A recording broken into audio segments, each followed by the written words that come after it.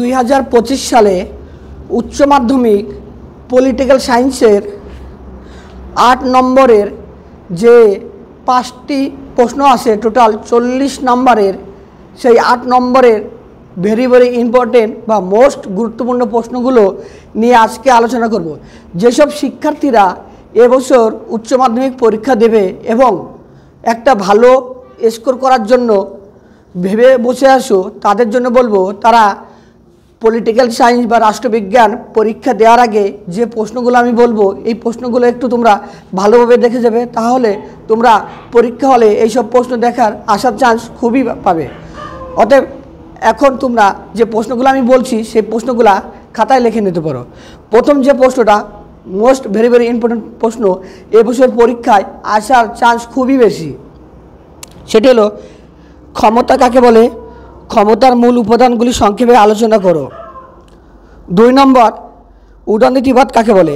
1 নম্বর বললাম ক্ষমতা কাকে বলে, ক্ষমতার মূল উপাদানগুলি সংক্ষেপে আলোচনা করো। 2 নম্বর প্রশ্ন উদারনীতিবাদ কাকে বলে, এই উদারনীতিবাদের মূল বৈশিষ্ট্যগুলি আলোচনা করো। 3 নম্বর ভারতীয় পার্লামেন্টের ক্ষমতা ও কার্যাবলী আলোচনা করো। 3 নম্বর প্রশ্ন কি বললাম তাহলে, ভারতীয় পার্লামেন্টের ক্ষমতা ও কার্যাবলী আলোচনা করো। 4 নম্বর ভারতের সুপ্রিম কোর্টের গঠন ও কার্যাবলী সম্পর্কে আলোচনা করো। পরবর্তী প্রশ্ন সুপ্রিম কোর্টের গঠন ও কার্যাবলী আলোচনা করো। বললাম যেটা, এই প্রশ্নগুলো এবারে পরীক্ষার জন্য খুবই গুরুত্বপূর্ণ এবং এর সঙ্গে যে প্রশ্নগুলো আসার চান্স আছে সেগুলো দেখে নাও। ভারতের বিচার ব্যবস্থার বৈশিষ্ট্য আলোচনা করো। ভারতের বিচার ব্যবস্থার বৈশিষ্ট্য আলোচনা করো। ভারতীয় পার্লামেন্টের ক্ষমতা ও কার্যাবলী আলোচনা করো। ভারতীয় পার্লামেন্টের কার্যাবলী ও ক্ষমতা আলোচনা করো। ভারতের কোনো একটি রাজ্যের মুখ্যমন্ত্রীর ক্ষমতা ও পদমর্যাদা সম্পর্কে আলোচনা করো।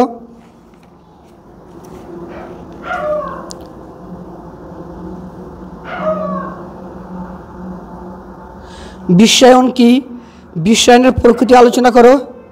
ভারতের রাষ্ট্রপতির ক্ষমতা ও কার্যাবলী আলোচনা করো, আগেই বলেছি।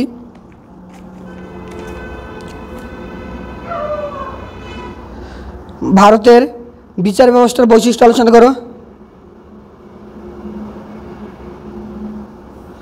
এইবারের পরীক্ষার জন্য মোস্ট গুরুত্বপূর্ণ 8 নম্বরের যে প্রশ্নগুলি আসার চান্স খুবই বেশি, সেই প্রশ্নগুলো তোমাদের সঙ্গে আমি আলোচনা করলাম। অতএব আমি তোমাদের কাছে আশা রাখবো এইবারে পরীক্ষা দেওয়ার আগে তোমরা এই প্রশ্নগুলি রিভিশন করে যাবে এবং ভালোভাবে পড়ে যাবে। আমি তোমাদের সকল শিক্ষার্থীদের জন্য এবারে পরীক্ষার জন্য বেস্ট অফ লাক বলছি এবং তোমরা ভালোভাবে পরীক্ষা দাও এবং খুব সুন্দর রেজাল্ট করো।